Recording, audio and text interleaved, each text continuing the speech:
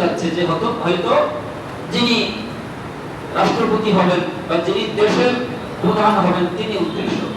হাফেজ ইবনে হাজার আসকালানী রাহমাতুল্লাহি আলাইহি ফাতহুল বারীর ভিতরে ব্যাখ্যা করতেছেন যে ইমামে আদিল দ্বারা উদ্দেশ্য প্রত্যেক দায়িত্বশীল ব্যক্তি।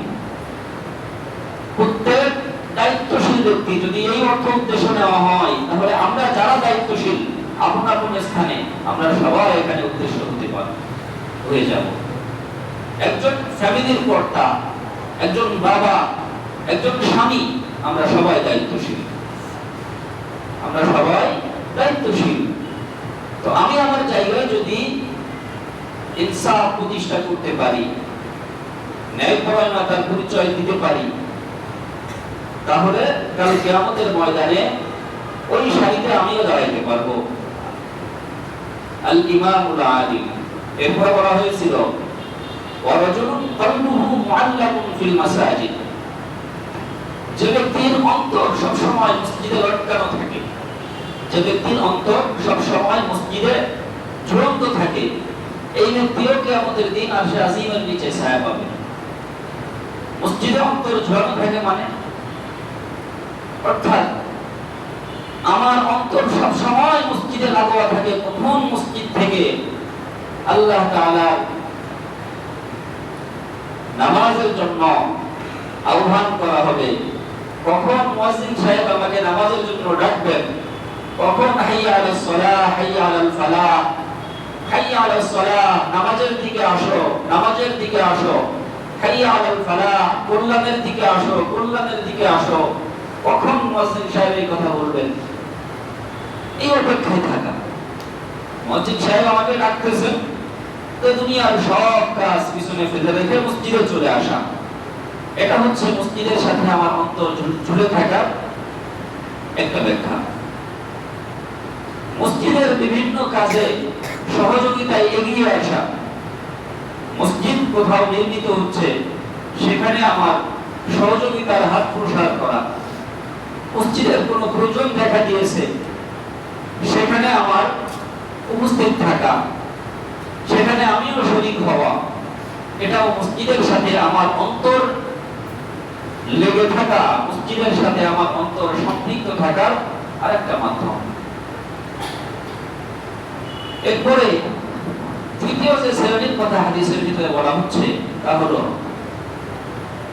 ওয়াশাবুন নাশা ফি ইবাদাতি রাব্বিহি। যুবক, আমরা এখানে অধিকাংশই যুবক উপস্থিত। যুবক, ওয়াশাবুন নাশা ফি ইবাদাতি রাব্বিহি, যে যুবক তার প্রতিপালকের ইবাদত করার জন্য খুব চেষ্টা মুজাহাদা করে, তার প্রতিপালকের ইবাদতে লিপ্ত থাকে। যুবক বয়সের ইবাদত এটা আল্লাহ তাআলার কাছে খুব পছন্দনীয়। যুবক বয়সের ইবাদত আল্লাহ রাব্বুল আলামিনের কাছে খুব পছন্দনীয়। আর বৃদ্ধ বয়সের গুনাহ আল্লাহ তাআলার কাছে খুবই অপছন্দনীয়। যুবক বয়সের ইবাদত এটা আল্লাহ তাআলার কাছে খুব পছন্দনীয়, হাদিসের ভিতরে আসছে। আর বৃদ্ধ বয়সের গুনাহ এটা আল্লাহ তাআলার কাছে খুব অপছন্দনীয়। এজন্য উভয় বিষয়ে যুবক বয়সে ইবাদতের প্রতি খুবই যত্নবান থাকতে হবে। বৃদ্ধ বয়সে, যুবক বয়সে গুনাহ থেকে আমাকে বেঁচে থাকতে হবে, বৃদ্ধ বয়সে তো বেঁচে থাকতে হবে, সর্বদাই বেঁচে থাকতে হবে। দেখেন, আব্দুল্লাহ ইবনে আমর ইবনুল আস রাদিয়াল্লাহু আনহু, নাম শুনেছি না আমরা? ফাজাইলে আমাদের তালিমের সময় অনেকবার নাম শোনা হয়েছে। আব্দুল্লাহ ইবনে আমর ইবনুল আস রাদিয়াল্লাহু আনহু, হাদিসের ভিতরে আসছে উনি কুরআন হিফজ করেছেন, কুরআন মুখস্থ করেছেন। যুবক, ইবাদত কেমন করতেন দেখেন। যৌবন বয়সের ইবাদত আল্লাহ তাআলার কাছে খুব বেশি পছন্দনীয়। তো সাহাবায়ে কেরাম কেমন ইবাদত করতেন জেনে নিলে আমাদেরও তেমন ইবাদত করতে মনে চাইবে বা মনের ভিতরে প্রেরণা জাগবে। দেখেন, আব্দুল্লাহ ইবনে আমর ইবনুল আস রাদিয়াল্লাহু আনহু তিনি পবিত্র কালামুল্লাহ শরীফ হিফজ করেছেন। এরপরে তিনি প্রত্যেকদিন রাত্রে এক খতম করে কোরআন তেলাওয়াত করতেন। সুবহানাল্লাহ বলবেন না? প্রত্যেকদিন রাত্রে এক খতম করে কোরআন তেলাওয়াত করতেন। তো নবী করিম সাল্লাল্লাহু আলাইহি ওয়াসাল্লামের কাছে এসে বলতেছেন, ইয়া রাসূলুল্লাহ, আমি প্রত্যেকদিন রাত্রে এক খতম করে কোরআন তেলাওয়াত করি। অনেকেই ভাববেন যে এক রাতে এক খতম তেলাওয়াত কিভাবে সম্ভব? আমরা গুনাহগার, আমাদের সময়ে বরকত পাই না। আমরা আমাদের সময়ে বরকত পাই না, কিন্তু তাদের সময়ে কি ছিল? বরকত ছিল। আমি যখন গুনাহ ছেড়ে দিব, পাপ কুঙ্কিলতা থেকে মুক্ত থাকব, তখন আল্লাহ রাব্বুল আলামিন আমার 24 ঘন্টার ভিতরে 72 ঘন্টার বরকত দিয়ে দিতে পারেন। আমার 24 ঘন্টার ভিতরে আল্লাহ রাব্বুল আলামিন চাইলে 72 ঘন্টার বরকত দিতে পারেন। আল্লাহ রাব্বুল আলামিন সবকিছুর উপরে সক্ষম। তিনি প্রত্যেক রাত্রে এক খতম করে কোরআন তেলাওয়াত করতেন। আল্লাহ রাসূলের কাছে এসে কথা বললেন। তখন নবী করিম সাল্লাল্লাহু আলাইহি ওয়াসাল্লাম বলতেছেন, আমি আশঙ্কা করছি তুমি যদি এভাবে চালিয়ে যাও, পরবর্তীতে অসুস্থ হয়ে যাবে। প্রত্যেকদিন যদি একজন ব্যক্তি রাত্র জাগরণ করে এক খতম করে কোরআন তেলাওয়াত করে, তাহলে আসলেই তো শরীর খারাপ হয়ে যাওয়ার কি আছে? আশঙ্কা আছে। তখন নবীজি এই কথা বললেন। তো আব্দুল্লাহ ইবনে আমর ইবনে আস রাদিয়াল্লাহু আনহু যুবক মানুষ, অল্পবড় যুবক, তিনি বলতেছেন, ইয়া রাসূলুল্লাহ, দানি আস্তামতি মিন কুওয়াতি ওয়া শাবাবি, দানি আস্তামতি মিন কুওয়াতি ওয়া শাবাবি। ওগো আল্লাহর রাসূল, আমাকে আমার শক্তি এবং যৌবনকে উপভোগ করতে দিন। আমাকে আমার শক্তি ও যৌবনকে কি করতে দিন? উপভোগ করতে দিন। আর আমরা যৌবন এবং নিজেদের শক্তি উপভোগ করি গুনাহে লিপ্ত হয়ে। আর তিনি আল্লাহ তাআলার, আল্লাহ রাসূলের কাছে কি দাবি করতেছেন? দানি আস্তামতি মিন কুওয়াতি ওয়া শাবাবি, আমাকে আমার শক্তি এবং যৌবনকে উপভোগ করতে দিন, যাতে করে যৌবনে ইবাদত করে আমি আল্লাহ রাব্বুল আলামিনের কাছে ভালো একটা স্তর, ভালো একটা মাকাম তৈরি করতে পারি। আমাকে সেই সুযোগ করে দিন। তখন নবী করিম সাল্লাল্লাহু আলাইহি ওয়াসাল্লাম বলতেছেন যে তুমি 30 দিনে এক খতম করবে। প্রত্যেকদিন এক খতম না, কয়দিনে এক খতম? 30 দিনে বা 30 রাতে এক খতম তেলাওয়াত করবে, প্রত্যেকদিন এক পারা করে। তখন একই উত্তর আব্দুল্লাহ ইবনে আমর ইবনে আস রাদিয়াল্লাহু আনহু বলতেছেন, ইয়া রাসূলুল্লাহ, দানি আস্তামতি মিন কুওয়াতি ওয়া শাবাবি, আমাকে আমার শক্তি ও যৌবনকে উপভোগ করতে দিন। এখন নবীজি বলতেছেন, আচ্ছা ঠিক আছে, তাহলে তুমি প্রত্যেক 10 দিনে এক খতম করে তেলাওয়াত করবা। রাত্রিবেলায় নামাজে 10 দিনে এক খতম করে তেলাওয়াত করবা, প্রত্যেকদিন 3 পারা করে। এরপরে এই উত্তর শুনে আব্দুল্লাহ ইবনে আমর ইবনে আস আবার বলতেছেন, ইয়া রাসূলুল্লাহ, দানি আস্তামতি মিন কুওয়াতি ওয়া শাবাবি, আমাকে আমার শক্তি ও যৌবনকে উপভোগ করতে দিন। তখন নবীজি বলতেছেন, আচ্ছা ঠিক আছে, লাস্ট 7 দিনে এক খতম করে তেলাওয়াত করবা।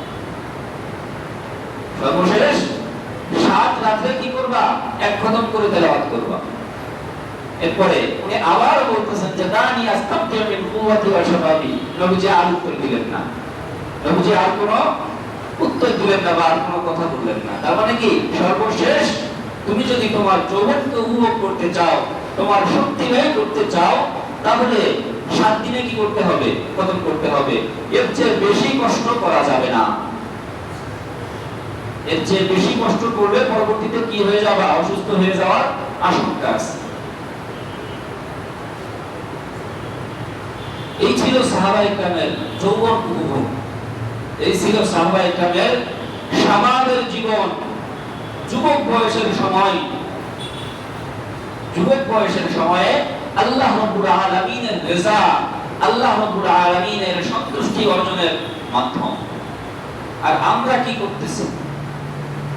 সময় পাইলেই আমরা মোবাইলের স্ক্রিনে ঢুকতেই, সময় পাইলেই আমরা অহেতুক কথাবার্তা, নায়ানি কাজ, আরেকজনের গীবত, মৃত ভাইয়ের গোশত খাইতে শুরু করে দেই। তো এই সমস্ত কাজ থেকে আমাদেরকে বিরত থাকতে হবে। ওয়াশাবুন নাশা ফি ইবাদাতি রাব্বিহ, যে যুবক যৌবন বয়সে আল্লাহ রাব্বুল আলামিনের ইবাদতে লিপ্ত থাকে, কিয়ামতের দিন এই যুবক আল্লাহ তাআলার আরশে আজিমের নিচে ছায়া পাইবে। যুবক বয়সে আমরা কোন ধরনের ইবাদতের প্রতি বেশি মনোযোগ দিতে পারি? এক নাম্বার, তাকওয়া তাহারাতের প্রতি আমাদেরকে মনোযোগ দিতে হবে। আমার নিজের অন্তরাত্মাকে পবিত্র করতে হবে, আমার নিজের অন্তরাত্মাকে পবিত্র করতে হবে, কলবের মরিচা দূর করতে হবে। গুনাহ করলে, একবার গুনাহ করলে কলবে একটা দাগ পড়ে যায়। আপনারা কিতাবে তালিমের সময় শুনেছেন, একবার গুনাহ করলে কলবে কি পড়ে যায়? একটা দাগ পড়ে যায়। তওবা না করলে সে দাগ এভাবে থেকে যায়। আমি যত গুনাহ করি আমার কলবে মরিচা পড়তে থাকে, মরিচা পড়তে থাকে। সর্বপ্রথম কাজ কি হলো? আমার ভিতরে তাকওয়া আনতে হবে, আল্লাহ রাব্বুল আলামিনের ভীতি আনতে হবে। আমি যে কাজই করি না কেন আল্লাহ তাআলা আমাকে দেখতেছেন, এই বিষয়টা আমার মনের ভিতরে কাজ করতে হবে। আমি ব্যবসা করতেছি, আমি ফাঁকি দিচ্ছি না তো? আমি ওজন করে কোন একটা জিনিস আমি ক্রেতাকে দিচ্ছি, আমি ওজনে কম দিচ্ছি না তো? আল্লাহ রাব্বুল আলামিন বলতেছেন ওয়াইলুল লিল মুতাফফিফিন, যারা ওজনে কম দেয় তাদের জন্য রয়েছে ধ্বংস, তাদের জন্য রয়েছে ধ্বংস।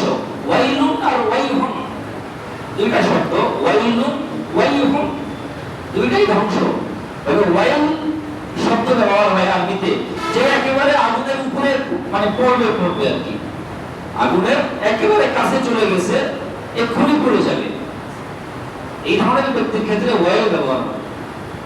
ওয়াইলুন লিল মুতাফফিফিন, চিন্তা করেন তাহলে যারা ওজনে কম দেই, আমরা ব্যবসা বাণিজ্যের সময় আমরা যারা ক্রেতাকে কি দেই? ওজনে কম দেই, আমরা জাহান্নামের উপরে একেবারে আগুনের ভিতরে নিক্ষিপ্ত হয়ে গেলাম বলে এমন একটা পরিস্থিতিতে আমরা রয়েছি। এজন্য যখন শয়তানে আমাকে ওয়াসওয়াসা দিয়ে আমাকে ওজনে কম দিতে উদ্বুদ্ধ করে, তখন শয়তানকে বাদ দিয়ে, শয়তানের ওয়াসওয়াসাকে দূরে ফেলে দিয়ে আল্লাহ রাব্বুল আলামিনের তাকওয়া, আল্লাহ ভীতি আমার অন্তরের ভিতরে জাগ্রত করতে হবে। এটা দুনিয়ার কেউ দেখবে না, এটা কিন্তু আমার আল্লাহ তো দেখবেন। এই বিষয়টা আমার আল্লাহ কি দেখবেন। যৌবন বয়সের ইবাদত, এটা আল্লাহ তাআলার কাছে খুব বেশি পছন্দনীয়। তাহলে আমার প্রত্যেকটা কাজে, প্রত্যেকটা কথায়, চলন বলনে আমাকে আল্লাহ তাআলার কথা স্মরণ রাখতে হবে, তাকওয়া আনতে হবে নিজের ভিতরে। দুই নাম্বার, নামাজের প্রতি পায়বন্দ হতে হবে, নামাজের প্রতি পায়বন্দ হতে হবে, খুবই ইহতিমাম করতে হবে নামাজের প্রতি। মসজিদ থেকে আযানের আওয়াজ আমার কানে গেছে, আযানের সময় হয়েছে, আর বসে থাকলে চলবে না। আমাকে আল্লাহ রাব্বুল আলামিনের কুদরতি কদমে সিজদা দিতেই হবে, কোনো বাহানা চলবে না। আমাকে আল্লাহ তাআলার কুদরতি কদমে সিজদা দেওয়ার জন্য চলে আসতে হবে। নামাজের প্রতি খুব বেশি গুরুত্ব দিতে হবে। আরেকটা, কুরআন তেলাওয়াত করতে হবে, কুরআন তেলাওয়াত খুব বেশি বেশি করতে হবে। বর্তমান এমন নাজুক পরিস্থিতি চলে আসছে যে আমরা এত বিভিন্ন কাজে ব্যস্ত থাকি যে কুরআন তেলাওয়াতের সময় বের করতে পারি না। আমরা যদি দৈনন্দিন কুরআন তেলাওয়াতের অভ্যাস করে নিতে পারি, যারা কুরআন তেলাওয়াত করতে পারি তারা তো কুরআন তেলাওয়াত করবই, আর যারা পারি না তারাও দৈনিক কুরআন তেলাওয়াত শেখার চেষ্টা করব। সকালবেলা ফজরের নামাজের পরে কিছু সময় তেলাওয়াত করব, তাহলে কুরআনের মাধ্যমে আমার দিন শুরু হবে। রাত্রিবেলা মাগরিবের পরে আমি কিছু সময় কুরআন তেলাওয়াত করব, তাহলে আমার রাতটা শুরু হবে কুরআন তেলাওয়াতের মাধ্যমে, আমার দিনটাও শুরু হবে কুরআন তেলাওয়াতের মাধ্যমে। কুরআনের সাথে আমার যত সম্পৃক্ততা থাকবে, আমার যত লাগোয়া থাকবে, এই কুরআন কাল কিয়ামতের ময়দানে আমার জন্য সুপারিশ করবে। আমি যদি রাত্রিবেলা যখন ঘুমাই, ঈশার পরে, ঈশার নামাজ পড়ে যাওয়ার পরে আমি যদি সূরাতুল মুলক তেলাওয়াত করি, আমার যদি এই অভ্যাসটা থাকে, সূরাতুল মুলক তেলাওয়াত করার অভ্যাস থাকে, তাহলে মারা যাওয়ার পরে আমাকে কবরে রেখে আসা হবে, আমার আত্মীয় স্বজন সবাই চলে আসবে, কেউ আমার সাথে কবরে থাকবে না, কবরের ভিতরে কেউ থাকবে না আমার সাথে। এই ভয়াবহ অবস্থায় এই একাকিত্বের সময় এই সূরাতুল মুলক আমার পিছু ছাড়বে না, সে আমার উপরে থাকবে, সে আমার সহযোগী হিসেবে থাকবে, সে আমার সাথে থাকবে। এজন্য দৈনন্দিন সূরাতুল মুলক তেলাওয়াত করার অভ্যাস করে নিব। আমরা যারা হাফেজে কোরআন আছি 3 পৃষ্ঠা তেলাওয়াত করতে 3 মিনিট লাগবে। 3 মিনিটের ভিতরে সূরাতুল মুলক তেলাওয়াত করা শেষ। আর যারা দেখে দেখে তেলাওয়াত করতে হয়, দেখে দেখে তেলাওয়াত করলে সর্বোচ্চ 5 মিনিট সময় লাগলো। মোবাইলে কোরআনের অ্যাপস থাকে, অ্যাপস নামাই নিয়ে আপনি কোরআন খুলে পড়ার সময় পাচ্ছেন না, অ্যাপস খুলে নিয়ে সেখান থেকে আপনি কোরআনের ভিতর থেকে সূরাতুল মুলক বের করে পড়ে দিবেন, কতটুকু সময় লাগবে। কিন্তু আমি যদি এভাবে তেলাওয়াতে অভ্যস্ত হই, তাহলে আমার ইন্তেকালের পরে এটা আমার জন্য অনেক বড় উপকারে আসবে। এজন্য এই আমলে আমাদেরকে অভ্যস্ত হতে হবে। আল্লাহ তাআলা আমাদেরকে তৌফিক দান করেন। তাহলে 3 নাম্বার ছিল যে যুবক তার যৌবন বয়সে ইবাদতে লিপ্ত থাকে। 4 নাম্বার ওয়ারাজুলান তাহাব্বা ফিল্লাহি ইজতামা আলাইহি ওয়া তাফাররাকা আলাইহি। দুইজন ব্যক্তি যারা আল্লাহ তাআলার সন্তুষ্টির উদ্দেশ্যে একত্রিত হয়, আবার আল্লাহ তাআলার সন্তুষ্টির উদ্দেশ্যে একজন আরেকজনের থেকে বিচ্ছেদ ঘটায় বা সম্পর্ক ছিন্ন করে। একজন ভাই, সে ইসলাম গ্রহণ করেছে, সে মুসলমান, আমিও মুসলমান, সে যখন মুসলমান হয়েছে সে আমার ভাই, সে আমার দ্বীনি ভাই। আমি তাকে কেন পছন্দ করি, আমি তাকে কেন মহব্বত করি, তাকে আমি কেন ভালোবাসি? কারণ সে আমার রাসূলকে ভালোবাসে, সে আমার আল্লাহর প্রতি ঈমান নিয়ে এসেছে, আমি আমার রাসূলকে ভালোবাসি। তাহলে আমাদের দুইজনের ভিতরে সম্পর্ক এর কারণ কি? আল্লাহ রাসূলের মহব্বত। আল্লাহ রাসূলের মহব্বতটাকে সামনে রেখে আমরা দুজন কি হলাম? একত্রিত হলাম। কিন্তু যখনই আবার দেখব আমার কোন ভাইয়ের পক্ষ থেকে আল্লাহ রাসূলের পক্ষ থেকে ব্যঙ্গ আসতেছে, আল্লাহ রাসূলের ব্যাপারে ব্যঙ্গ আসতেছে, আল্লাহ রাসূলকে নিয়ে কটূক্তিমূলক কোনো কথা বলতেছে, আল্লাহ রাসূলের যারা ওয়ারিস, আল্লাহ রাসূলের যারা ওয়ারিস ইলমে ওহীর যারা ধারক বাহক, তাদেরকে নিয়ে যখন কটূক্তি করতেছে, তাদেরকে নিয়ে কটূক্তি করা মানে আল্লাহ রাসূলকে নিয়ে কটূক্তি করা। তো যখন আল্লাহ রাসূলের ওয়ারিসদেরকে নিয়ে কটূক্তি যে ব্যক্তি করতেছে, তার সাথে আমার সম্পর্ক রাখার কি নাই? সুযোগ নাই। কারণ কি? আল্লাহ রাসূল যে বিষয়টা নিয়ে দুনিয়াতে এসেছেন তার বিদ্বেষ অন্তরে লালন করে। এই ব্যক্তি আল্লাহ রাসূল যে ইলমে ওহী নিয়ে দুনিয়াতে এসেছেন তার প্রতি বিদ্বেষ পোষণ করে। তার ভিতরে আছে নেফাকি। এজন্য এভাবে আল্লাহ রাসূলের সাথে সম্পৃক্ত যে বিষয়গুলো আছে সেগুলোকে সে দেখতে পায় না। পর্দার কথা বললে সে মনে করে যে এটা সেকেলে বিষয়, এটা সেকেলে যুগে এই ধরনের বিষয় করা হতো। বর্তমান 2026 আধুনিক সভ্যতার জামানায় পর্দা বিষয়টা দরকার আছে না? তাহলে বুঝতে হবে আল্লাহ রাসূল সাল্লাল্লাহু আলাইহি ওয়াসাল্লাম এবং আল্লাহ রাব্বুল আলামিনের বিধান নিয়ে তার মনের ভিতরে চুলকানি আছে, অ্যালার্জি আছে। আল্লাহর কোন বিধান, আল্লাহর রাসূলের কোন বিধান নিয়ে যখন কেউ কটূক্তি করে, তাহলে বুঝতে হবে বা বিধানকে যদি অমান্য করে, ব্যঙ্গ করে, তাহলে বুঝতে হবে সে বাহ্যিকভাবে তাকে মুসলমান দেখা যায়, বাহ্যিকভাবে তার মুখে দাড়ি আছে, কিন্তু তার অন্তরের ভিতরে কি নাই? ঈমান নাই। প্রকৃতপক্ষে মুনাফিকরাও কি করতো? আল্লাহ রাসূলের জামানায় তারাও দাড়ি রাখতো, প্রথম কাতারে নামাজ পড়তো, আল্লাহ রাসূলকে দেখলে সালাম দিত, কিন্তু অন্তরের ভিতরে সব সময় এই আশা পোষণ করতো যে কিভাবে আল্লাহ রাসূলকে ধ্বংস করে দেওয়া যায়, কিভাবে সাহাবায়ে কেরামের এই ছোট জামাতকে দুনিয়া থেকে নাস্তানাবুদ করে দেওয়া যায়। এটা ছিল তাদের মিশন। এই মিশনে যে সমস্ত সমস্ত ব্যক্তিরা ছিল, সেই আব্দুল্লাহ ইবনে উবাই ইবনে সালুলের উত্তরাধিকারী যারা পেয়েছে, তারা কি এই সময় নাই? মুনাফিক সর্দারদের যে ওয়ারিসরা আছে, তারা কি এই জমানায় নাই? আছে। ইসলামের বিধিবিধান নিয়ে যাদের অন্তরের ভিতরে চুলকানি আছে, ইসলামের কথা বললেই যাদের জ্বালাতন শুরু হয়ে যায়, বুঝতে হবে অন্তরের ভিতরে কি আছে? নেফাকি আছে। বা ঠিকভাবে দেখা যায় যে নামাজ পড়তেছে, সবকিছু করতেছে, কিন্তু অন্তরের ভিতরে কি আছে? চুলকানি আছে। এই সমস্ত ভয়ানক ব্যক্তিদের থেকে আমাদেরকে দূরে থাকতে হবে। আমাকে কালকে সুদীঘাটা মাদ্রাসায় গেছিলাম, সেখানে দারুল উলুম দেওবন্দের মোহতামিম সাহেব একটা কথা বলছিলেন। উনি যে বয়ানটা শুরু করেছিলেন এই আয়াত দিয়ে, ইয়া আইয়ুহাল্লাযীনা আমানুত্তাকুল্লাহ ওয়া কুনু মা'আস সাদিকিন, যে তোমরা কি করো? আল্লাহ তাআলা বলতেছেন, হে ঈমানদাররা, তোমরা অন্তরের ভিতরে তাকওয়া নিয়ে আসো। প্রথম কথা কি? তাকওয়া নিয়ে আসো, অর্থাৎ আল্লাহ ভীতি অন্তরের ভিতরে পয়দা করো। আল্লাহ ভীতি অন্তরের ভিতরে কিভাবে আসবে? উনি বলতেছেন, ওয়া কুনু মা'আস সাদিকিন, সত্যবাদী যারা, তাদের সাথী হও। আল্লাহ ভীতি অন্তরের ভিতরে জাগ্রত হবে, আল্লাহ তাআলার কথা মনে পড়বে, আল্লাহ রাসূলের কথা অন্তরে থাকবে। প্রত্যেকটা কাজে, প্রত্যেকটা কথায়, আমার চরণে, আমার মুআমালাতে, আমার মুআশারাতে আল্লাহ ও রাসূলের কথা স্মরণ হবে। কোন সময়? যখন আমি আমার বন্ধু বান্ধব বা আমি যাদের সাথে থাকি, তারা যখন সবসময় আল্লাহর কথা স্মরণে রাখবে।